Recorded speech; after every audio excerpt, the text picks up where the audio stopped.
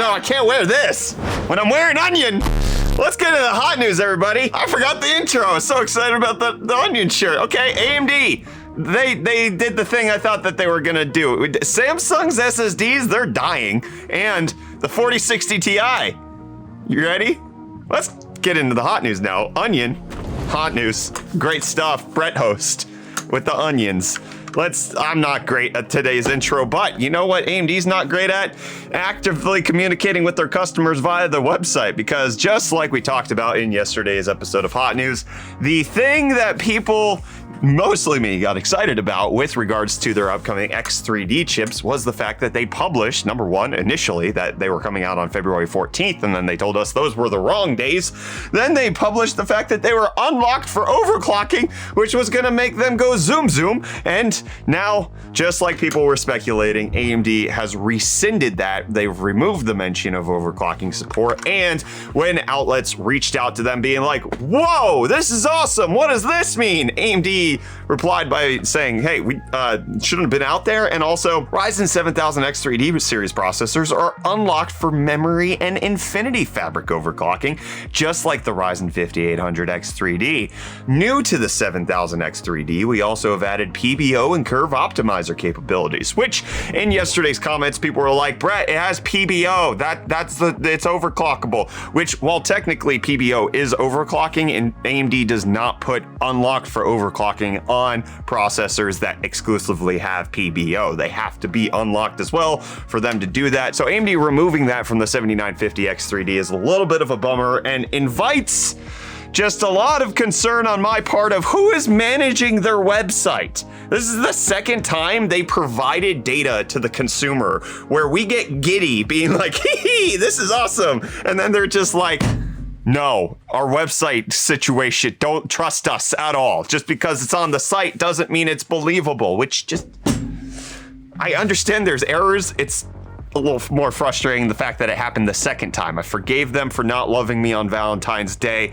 I don't know if I can forgive them just as quickly for removing overclocking. But to make up for that just a little bit in my heart, they're going to be offering a Star Wars Jedi Survivor bundle with their upcoming or current Ryzen 7000 series processors. It's not upcoming, but the game is upcoming. It's releasing in March, and the bundle goes through April 1st in case you want to just pour some lotion on the wound that AMD stabbed you with the hurt knife into your heart with, okay? And they're stabbing more hurt knives into people, okay? Because their GPUs, RDNA 3, we got some initial reports that they may have been locking down the power play tables on these GPUs, which essentially means that they are not quite equipped for deep, sensuous overclocking where you can massage all of the numbers to get them to really where you want, like previous GPUs from AMD have been, and instead that they were not easily manipulatable. But it's being found out that the AMD really locked them down hard. When you listen to Capframe X, who works on details like this, they indicate that AMD has just not only doubled but triple secured their ability to work with the power play tables, and it would require a firmware and driver rewrite, and they cannot do that, not even under Linux. So there will be no MPT for RDNA 3. AMD really screwed it up this time. AMD removing from consumers something that they used to deliver of value that is no longer going to be there. Power play table manipulation is not something that the average customer was ever going to touch. So this is a very niche subsect of people that were manipulating them. But for the people that it was there for, it was incredibly valuable to have. And AMD being mum on the communication of this, which just seems to be their MO lately, like just really bad communication, mocking NVIDIA, then screwing up their own GPU coolers, then not really telling anybody what's going on and refusing refunds, to being like, oh, just kidding, it's a small percentage, it's totally fine, and then releasing the release date for the X3D chips, and then releasing the overclocking, and then taking it all back and leaving us with, admittedly, in less than what we had. So I'm concerned for AMD at this point with their communications department. I think there's a little slippage happening, okay? It's slipping real slow, and I don't like watching it happen in real time. But you know who I like watching? Reece.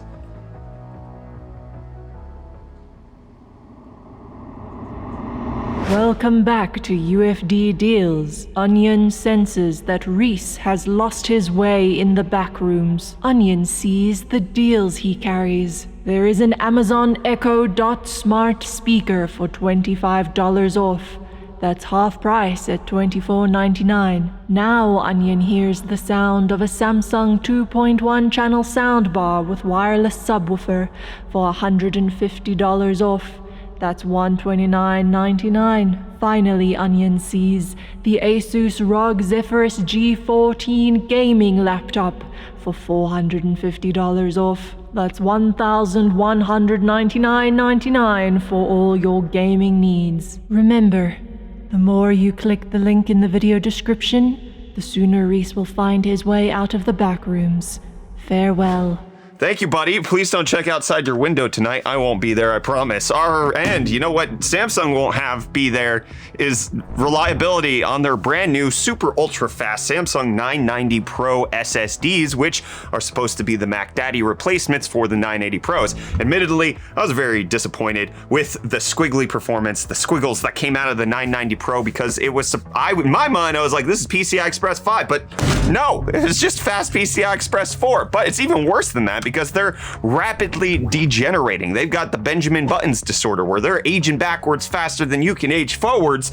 I don't know if that works, but the 990 Pro health degradation actually seems to be pretty severe, with these reports cropping up across the internet, with several users reporting that on a 2 terabyte drive, they lost 7% of the health of their drive in 1 month, despite only writing about 6 terabytes worth of data. Others have announced that they've seen up to a 36% degradation when they've only done 2 terabytes of writes, despite the fact that the 990 Pro is rated for 1,200 terabytes written of data. So 1% of actual physical usage led to 36% of the lifespan of the SSD being taken down. Several users have tried to RMA this with Samsung themselves, which they have tested and said there's nothing wrong with your drives, and then cleaned them and sent them on back. So it's unclear right now whether this is an actual hardware fault with the 990 Pros, if this might be some sort of mismatch between what the drive is communicating with how you check the health of the drive on certain pieces of software, and maybe it's totally fine, it's just reporting inaccurately. It remains to be seen at the moment, but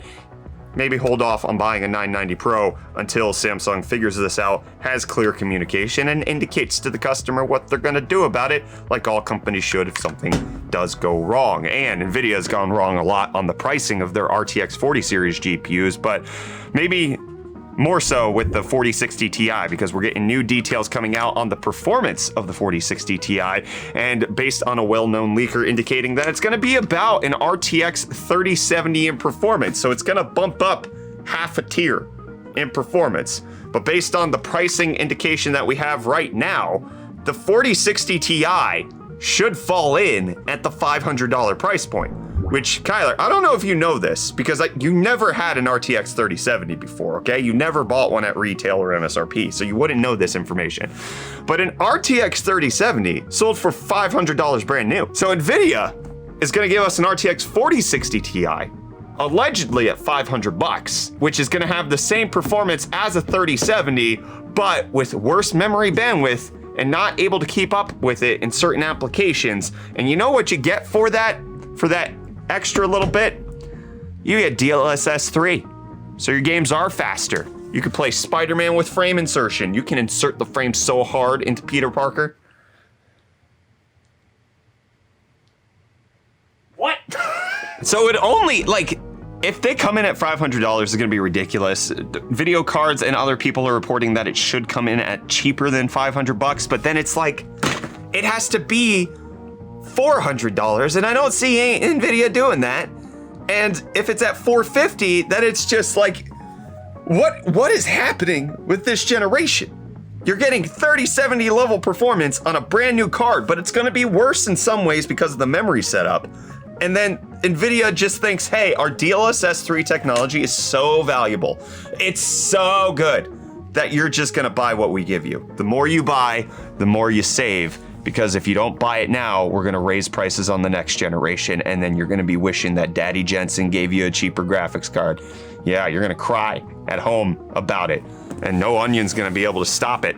Okay, despite the powerfulness of the Shrexajon, he can't stop Daddy Jensen, and I can't stop continuing this episode of Hot News. That doesn't work. I'm done. See you tomorrow.